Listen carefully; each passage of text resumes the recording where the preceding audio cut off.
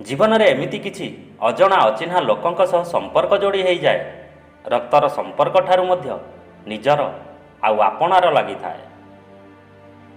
जो मनीष सत कहे आउ सत को भल पाए दुनियार सबुठारु अधिक घृणा सही लोक को ही मिली थाए।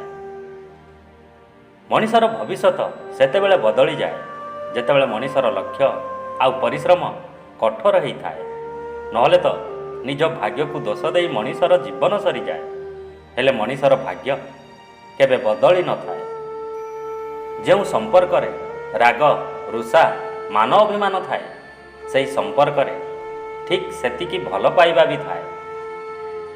एका होई बंचिबारे आउ एका होई रहिबारे सेतिकी कष्ट मिली न थाए जेतिकी कष्ट निज लोकर अणदेखारे मिली थाए। सारा जीवन जनक सह बंचिबा पई सुंदर चेहराटीए नुह सुंदर हृदयटीए जरूरी होई थाए। लोके कहती आशा आउ आसक्ति बिना बचिबा संभव नुह किंतु एही कथा मध्य सत जे ए टिकिए आशा पाई ही मनीष आखिरु सबुबेले लुह झरी थाए।